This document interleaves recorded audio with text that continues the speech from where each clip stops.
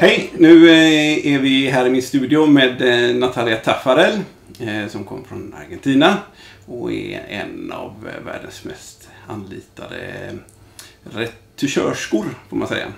Hi. Welcome. I just told the viewers that you're one of the most wanted retouchers in the world. It's all lies. It's true. And she's in Sweden for educating other retouchers. So you're educating the enemy. No, I don't really see it like that. And besides, most people in this particular workshop are photographers. Yeah. But how come you want to do the education, since the retouching is actually what you earn money in? Because it doesn't matter how much I teach you or how many techniques you know, you're not going to do it like I do it. And it evens out the game field, so it's fair. If no one knows how to do it and I'm the best, then it's not really. But if you teach, aren't you afraid that people will get better than you, or do you hold something to yourself that you don't tell anyone? No, I don't hold like anything to myself, because retouching is not about techniques. It's like I say in every workshop, a trained monkey can do what I do in Photoshop. So it's about the decisions you make and your culture and your knowledge outside Photoshop, what makes you a good retoucher. Like concepts about art and photography and lighting and color and advertising and psychology and all of those knowledges, plus some Photoshop skill. Photoshop skills is not really what makes a retoucher. Okay. It's like saying that knowing how to work a camera makes a good photographer.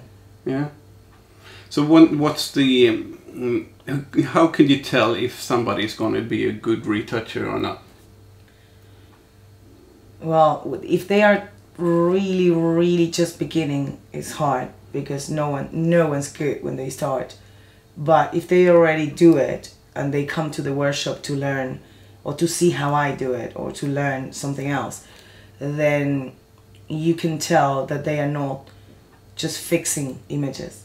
They are adding something else, and I know that person with an input, with creativity, is going to be a great retoucher. And sometimes I keep their information, like I stay in touch, because I know that if someday I can't handle a client, I know that I have someone to rely on to like give clients to someone who needs picture for the portfolio. So it's this is a very small community. So if karma actually works in this business, if you actually help people, they are faithful, and they recommend you back, and they take you into account, and they are very thankful. So it's a good thing when you help someone in this business, in this industry, and everyone does it. Like everyone, the fidelity towards clients or towards co-workers or colleagues, it's a known fact. There's no if you're a bitch or a dick, you won't make it long. No. You won't last long in this business. Yeah. Because it's all about collaboration.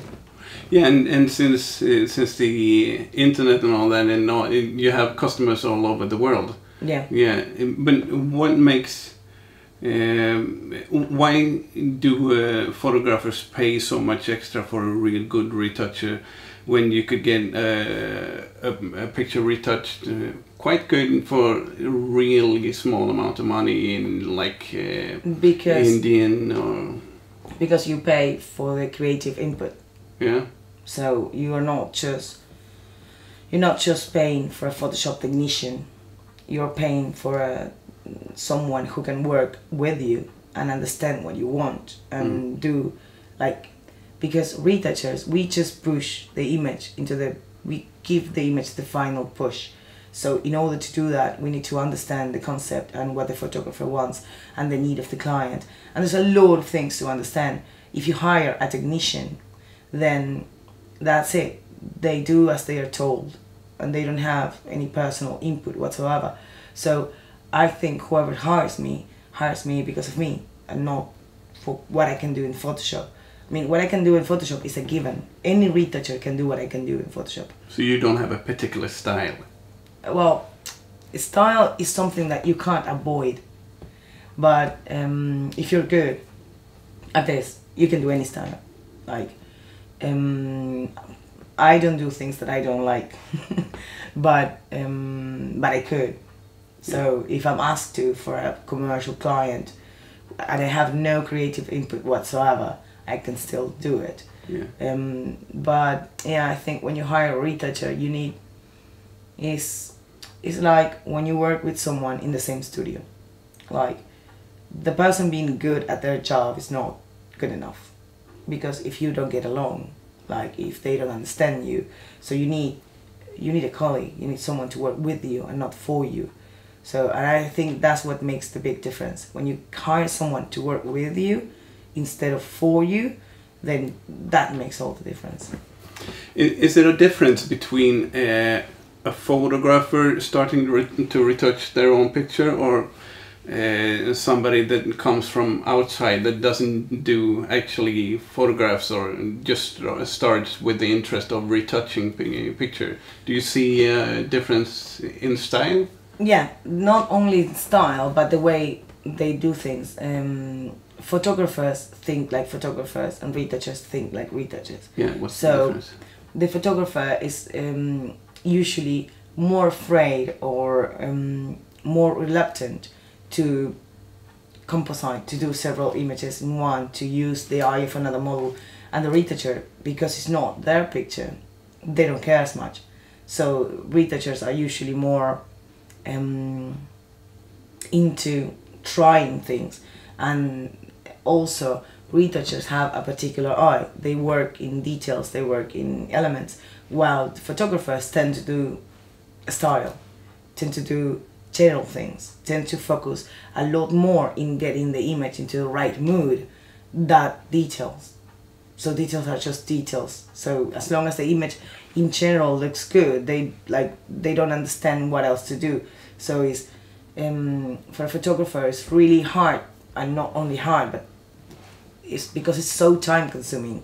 It's really hard for a photographer to actually do his own retouching for a long time. Yeah. Like, they can do it in the beginning for the portfolio, but not like as if you're a photographer for a living. It's really hard to do your own pictures.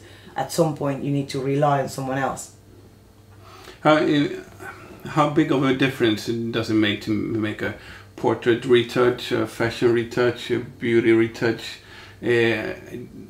I understand that it demands more efforts to do a beauty retouch, that everything needs to be really clean, but where do you set the limit? Well, like I say in the workshop, it's not about limits, it's about intention. So when you do portrait, you have a different intention than when you do beauty. So you focus on different things, you pay attention to different things. So it's not easier or harder. For some people, retouching portrait is really, really hard, because if you're used to changing things, like changing nose, bone structure, ears, hair, if you're used to retouching a portrait is really hard, because you can't change it. Like, you can't change anything about the person. So you need to make that person the best they can be, but without changing them. While in beauty, one could say it's easier because you have no limits, you can change anything. It's more time consuming. Beauty is more time consuming, especially hair beauty. But I wouldn't say it's easier or harder. Okay, so how did you become a retoucher? What made you click for the retouching occupation? Well, I didn't know retouching was an occupation. So I remember that I started graphic design and advertising, and as I was graduating from advertising, I got pregnant. So my family was a bit overprotective, so I used to stay home because they would like, if it was too cold, I wouldn't be allowed out. If it was too, they wouldn't forbid me, but they were like all over me all the time. So in order not to hear them, I would stay home and I would play with Photoshop because it was fun. I discovered Photoshop and it was fun. So I came into this website, Worth 1,000, which is a website of composites. They do contests and you like put your image in, hoping to get one of the first places, even though there's like no game. No one wins anything other than points for the same website.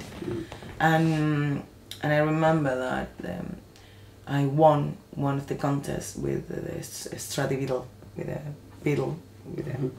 violin. Yeah. And so the father of my kid was there and he saw that I won.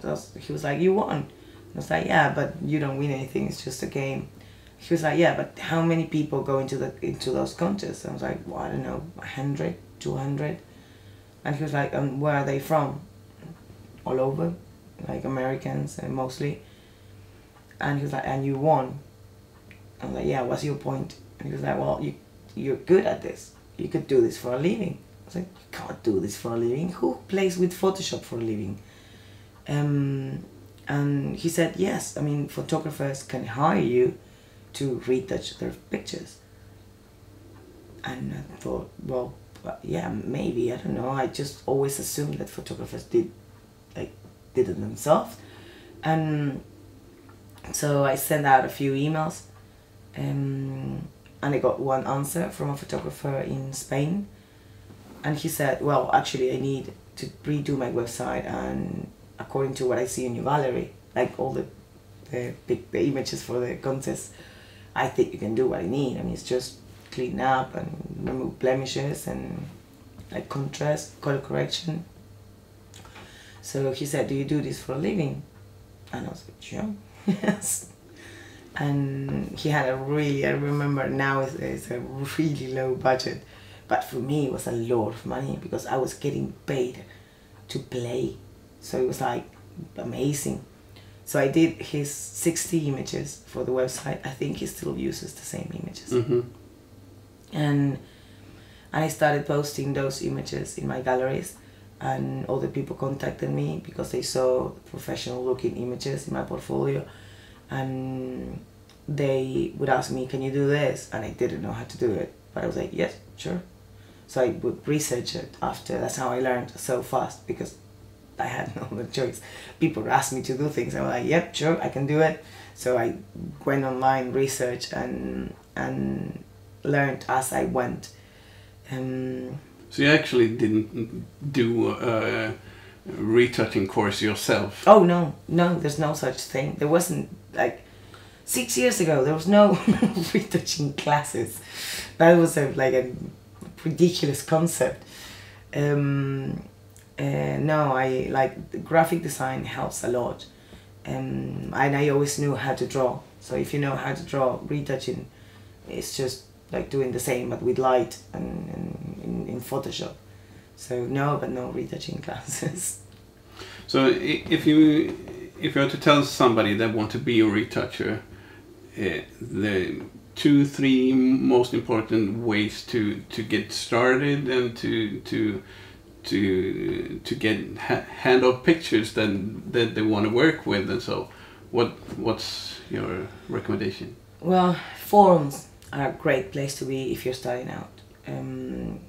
Devotion is something you really need, because there's a lot of misinformation, and there's a lot of people giving really bad advice.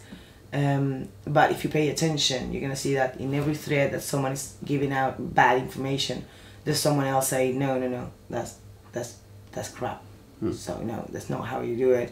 You do it like this, and there's like links to specific sites with like, there's a website, Retouch Pro, who has webinars, like, and those webinars are professionals, like true professionals, Amy Dresser, Gary Bean, Greg Garnes, Chris Tarantino, like professionals from the industry, and it's so cheap to watch a webinar, and you get 2 hours in contact watching a true professional working. So that's a really good learning a resource. I'm not a book person, so I don't recommend books other than all the Photoshop basics books. Like, you need to know the tools, you need to know every tool and how the tool works. So every time you don't know how to do something, go and research. Don't just keep the question to yourself. Don't try to figure out by yourself. No, if you don't know something, Google. Like, all you need, not just for retouching, for life, all you need is Google and a goal. That's it. That you don't need anything else. You don't need fame, you don't need money, you don't need connections, you don't need luck, you don't need talent, you don't need anything. You need Google and goal. That's it. So yeah, my recommendation is, every time you don't know what something means, every time someone is talking about something and they mention something that you don't know what it means, just look it up, like, immediately. Because that's the only way of learning, like trying to know everything. Because you are what you think about most of the time. So if you want to be a retoucher, then you need to breathe, eat and leave Photoshop at least for a year. When would you know how to start charge for your images? When would you know when you're good enough?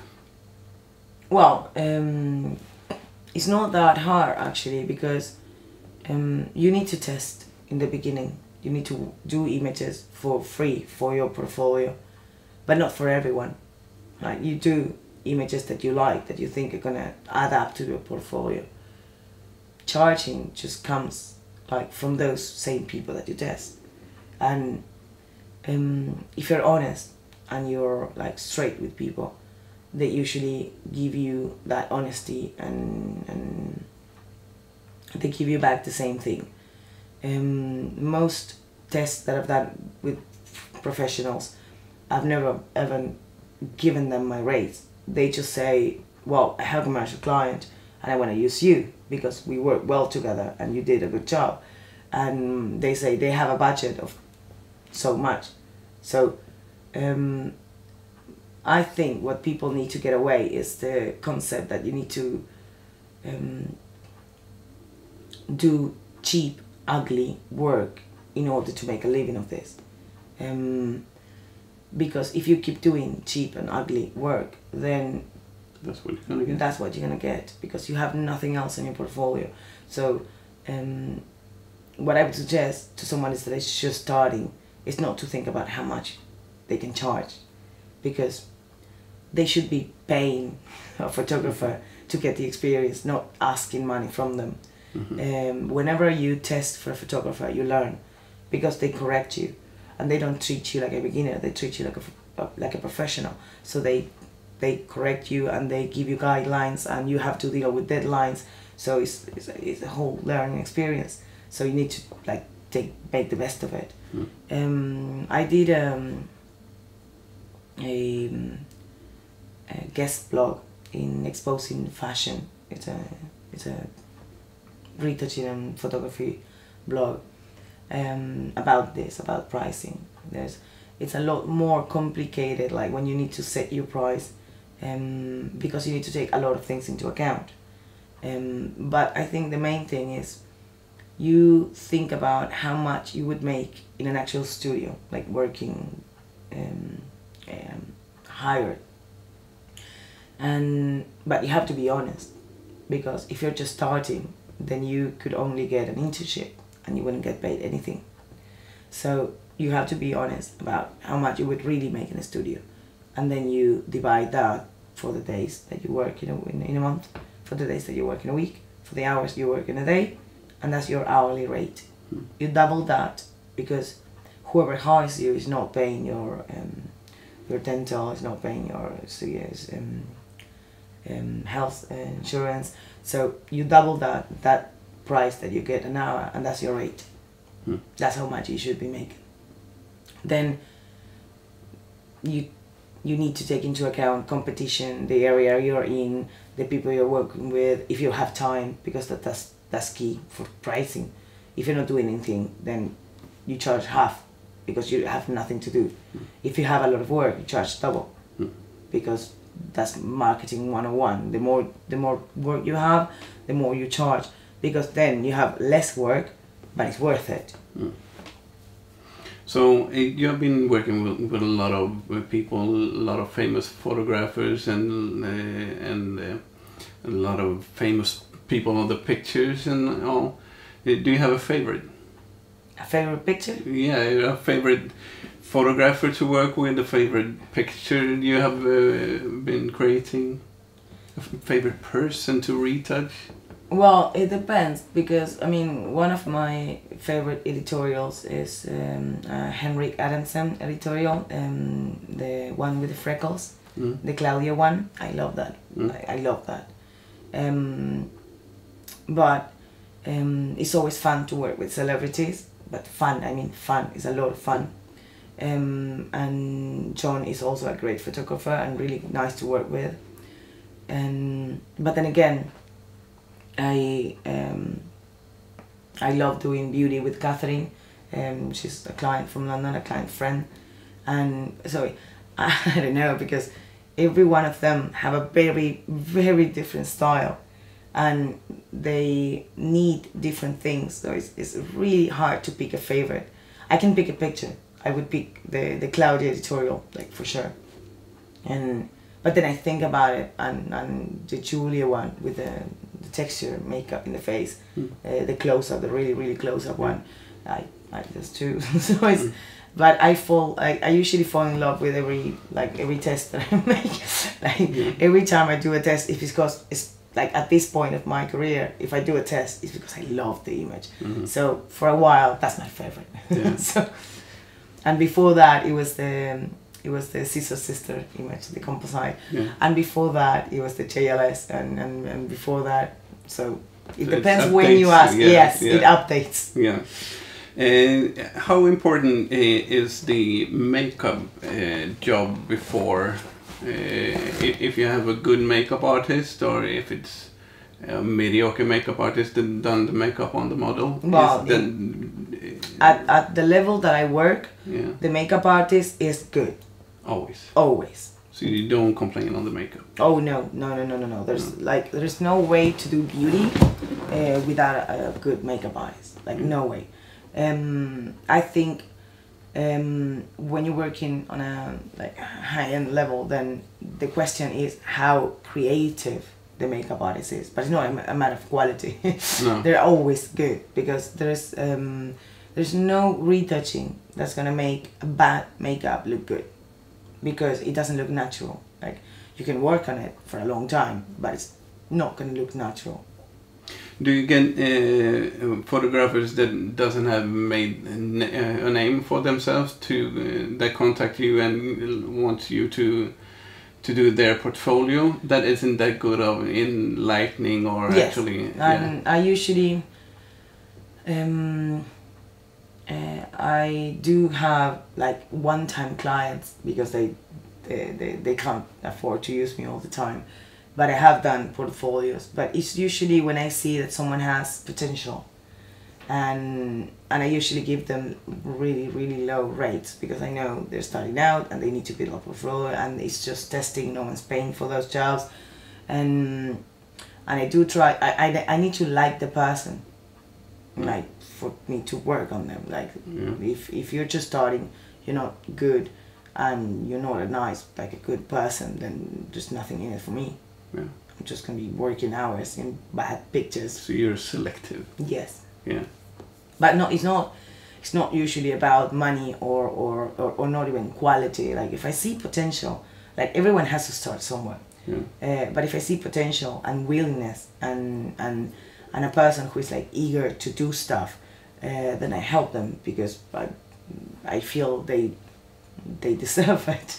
And also, if I see potential in this photographer, this young photographer in Germany, and as soon as I saw his portfolio, I know that he's gonna make it big.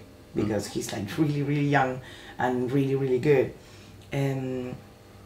So I want to see the growth. I want to see how they actually make it somewhere, because I want to see if I was right, for example. If you meet people out on the bar or anything, could you tell if they were supposed to be good on an image? Like model? Yeah, like if I meet people in a bar, I could tell that, oh, I want to photograph him or her, he would make a perfect model. No. You don't see their I the know, done pictures. because the thing is, I've seen so many great pictures, and then you see the model and you think, really, like, really, how did this happen? And then you see beautiful people, and when you take pictures of them, the pictures are just bland and they don't work. I can tell, for example, when someone has a beauty face, like extraordinary features, big eyes or deep eyes, or a interesting bone structure. I'm a psycho when I walk in the street and I'm like, oh, that's a great bone structure. So when someone has a really strong face, like really good bone structure, then I think they might be, but I'm not behind the camera, so I'm never quite sure. Yeah. But one of the biggest errors, what I see when people retouch, and what I do myself as well, is that you get this dolly skin when they overdo it, and I've done it thousands of times myself. So what's the right amount? There's no right amount, because either you know or you don't. But a very, very good way of not going too far is zooming out and looking at the image from the far, because that's always a good hint that you're going too far. And you have to do it all the time. And you don't have to look at retouching like getting rid of stuff. I love freckles, I love moles, I love hair, I love wrinkles. So I think that when you start accepting that some things that you might see as flaws in yourself are not flaws for a picture, because they contribute to the face, to the character, and taking breaks. Like when you're retouching, you leave the monitor, you go out, you see real people, then you come back and you look at the image again. So a break is not go get a cup of coffee. It's actually... It's actually leaving the image, closing Photoshop, opening something else, reading, watching TV, whatever that makes you go away from that picture. You think that's ingredients you need to do with every picture? Yes. So and also work with it, and I also keep the original always, and I go back and look at it, because sometimes looking at the original makes you realize that you miss something, that at some point you lost something from the image that made the image that image and not a random stereotyped image. So if you have the original and you check the original constantly, then you realize whenever you miss something, it's like, I kind of like that shadow, and so you bring it back. And I lost too much texture here, and you bring in that. So keeping the original lets you like keep the reality there, staying real. I can't find. Yeah, I see what you mean, but perspective. Yeah, keeps your perspective in line. Yeah. And talking about overdoing pictures, we have one of the most famous photographers in Sweden. I read an interview. It's quite old now, so I don't know if it's still his favorite. But they asked him about the favorite tool in Photoshop, and he has done a lot of glamour and so the favorite tool got to be liquify. How much do you use liquify yourself? It's quite an extreme tool in Photoshop. Well, no, it's not really extreme, because no tool can be extreme on its own. It's like saying that a hammer is evil because you can kill people with it. Mm-hmm. You can also build houses. Mm-hmm. So I think the thing with liquify is not how much you liquify, is what's your intention behind it. Personally, glamour is not really my thing. So when I use liquify, it's not to make the model slimmer or more curvy or less curvy. It's about making it fit better in the frame. So it's about making lines stylish or completely in shapes. It's like if it's a half a circle or almost a circle, then you push it and you make it a full circle. If she has the waistline like this, and then there's a bump, and then it continues, then the bump goes away because the lines needs to be stylish. But it's not. I don't think overdoing liquify is easier than overdoing anything in Photoshop. You can overdo everything in Photoshop. Mm-hmm. So I always try to keep it minimal. Use big brushes, short strokes, and do subtle moves that are gonna help create a better image. But going to extremes with it's ridiculous. You should like use a different model or try a different pose or a different angle. But I wouldn't say liquify is my favorite tool in Photoshop though. So what is your favorite tool? I always say the same thing. If you take away all the tools in Photoshop and just leave me with one curve, I can still retouch images. So every day I use curves more and in different ways and for more things. I think it's more flexible and the one that allows you, because a picture is light, and light with color information, that's it. Texture is light, it's contrast between shadow and light. Shape is light, color is light. So if you have a curve that you can control luminosity and luminosity information in the color channels, so that's it. That's all you need. Okay. Thanks for your time. It was great. Då så, hoppas att ni har fått mycket värde av den här intervjun och att ni kollar in Natalias sida. You have a homepage or just Facebook? Facebook. Facebook. My face is never going to be done. Okay. Så jag länkar till Natalias Facebook-sida, så får ni gilla hennes sida.